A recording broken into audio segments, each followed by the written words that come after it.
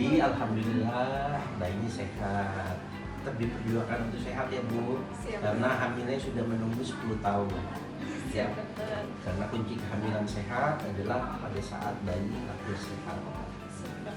Ya. Dah selesai semua. Boleh pulang. Jangan lupa diminum vitamin dan makan yang bergizi. Siap, dokter. Terima kasih. Assalamualaikum warahmatullahi wabarakatuh. Hai sahabat podcast Rumkit Bayangkara tingkat 1 Pusdokes Polri. Saya Mardiana dan rekan kerja saya Eka. Kami dari Kamar Bersalin ingin membawakan acara mengenai infertilitas. Kita akan bincang-bincang kesehatan mengenai infertilitas ya. Dengan narasumber yaitu Dr. Objin kita yang terkenal sebagai artis nih guys. Siapa namanya? Dr. Renorambe SPOG. Assalamualaikum dokter. Waalaikumsalam warahmatullahi wabarakatuh. Ada apa gerangan ini? Tiba-tiba datang. Ini nih dok, kan dokter di sini terkenalnya sebagai dokter artis nih ya. Masya Allah, dokter artisnya ini yang di depan saya. Enggak nih dok, dokter pas boomingnya itu pas nanganin Saskia Sungkar nih Masya dok. Allah. Nah dokter izin nih kan karena dokter sudah banyak menangani kasus-kasus infertilitas. Nah kami di sini nih berdua sama teman saya ingin membahas mengenai infertilitas nih dok. Semoga infertilitas ini bisa dihadirkan di rumah sakit Polri ini Untuk penanganannya. untuk penanganannya. Amin. Amin. Ya. Jadi apa yang pengen diketahui? Sebenarnya untuk dari awal dokter, dikatakan infertilitas itu seperti apa sih dok untuk pasangan suami istri yang usia subur gitu dokter?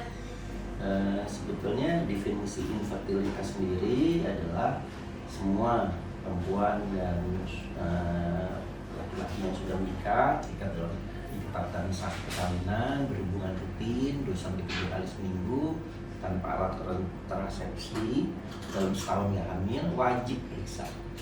Nah itulah definisi infertilitas. Tapi kalau lebih dari 35 tahun usianya 6 bulan saja nggak hamil harus sudah periksa. Karena definisi infertilitas begitu usianya 35 tahun ke atas jangka waktunya menjadi lebih singkat. Jadi 6 bulan bukan setahun lagi. 1 tahun belum punya anak dia harus segera periksa, sedangkan biayanya itu sangat mahal sekali dokter. Itu bagaimana dokter? Sebetulnya kalau kita bicara kesempatan hamil itu sangat dipengaruhi oleh usia. Sebabnya kita harus segera menyegerakan, jangan nanti akhirnya malahan sel telurnya makin sedikit, kualitas sel telurnya juga makin tidak baik. Selain itu, sel telur itu juga dipengaruhi banyak sama kita. Ya, jadi misalnya pola hidup yang salah, contohnya rokok, narkoba, minum alkohol, macam-macam lah ya. Pola tidurnya nggak benar, jarang olahraga, obesitas dan lain-lain itu akan mempengaruhi fungsi fertilitas kita karena kualitas sel telur, kualitas sel kita akan dipengaruhi oleh lifestyle. Yang terakhir penyakit. Nah, kalau makin banyak penyakit, misalnya ada kista, ada hal-hal lain yang bisa mengganggu, bisa mempengaruhi kualitas sel telur. Faktor-faktor yang mempengaruhi infertilitas itu bukan hanya perempuan ya dok ya? Iya. Bisa dari laki-laki, Justru bisa dari sekarang perempuan. harus dari laki-laki yang pertama kali diperiksa.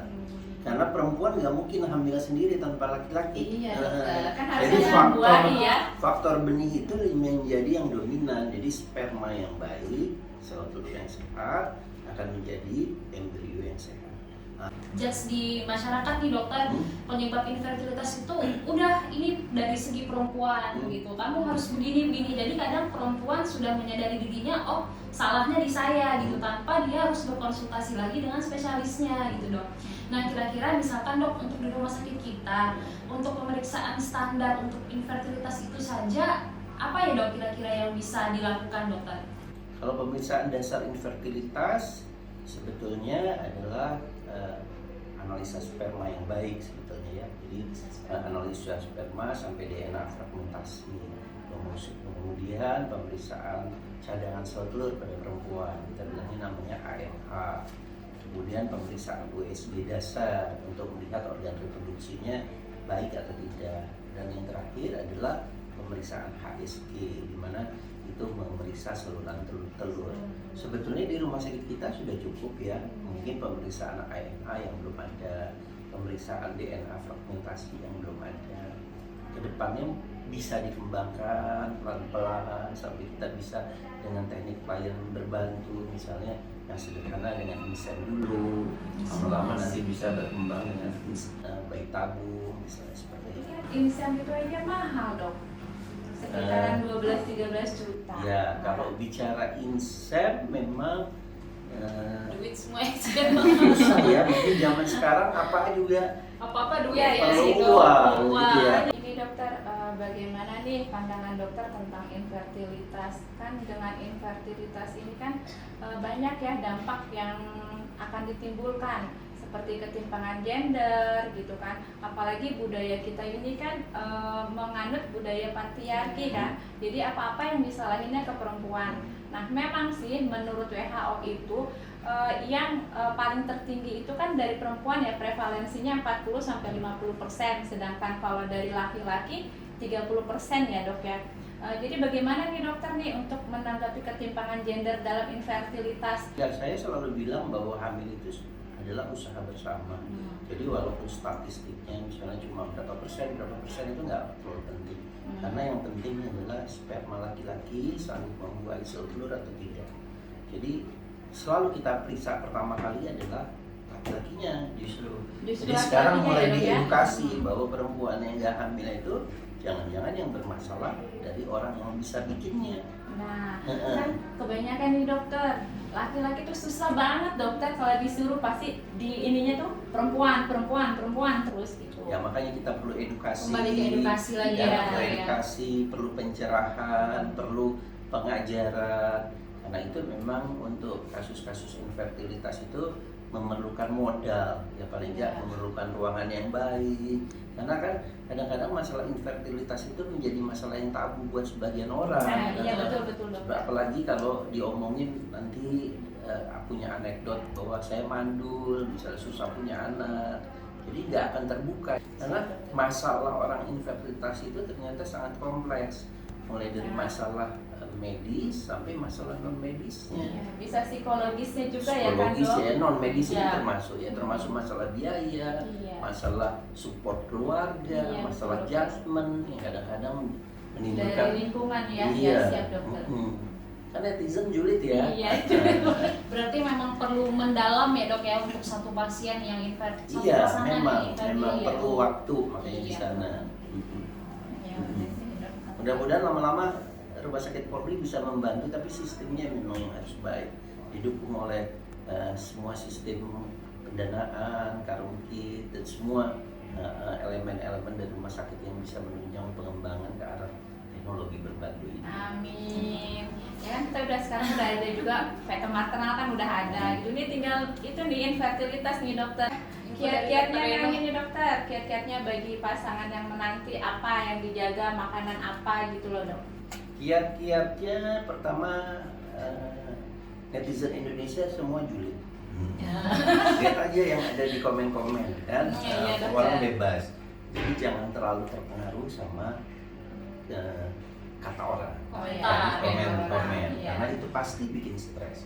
Dan manakala perempuan itu akan stres, hormonnya bisa Mempengaruhi hormon. Ya, hormon. siap dokter. Jadi jangan dengarkan kata orang, segera periksakan. Penanganan adalah yang terbaik. Walaupun sama-sama menikah, masalah di rumah tangga beda-beda. Iya. Jadi sama-sama punya kasus infertilitas, sebetulnya masalahnya beda-beda. Jangan stres dengan katanya, periksakan segera dan solusinya apa. Itu yang paling baik.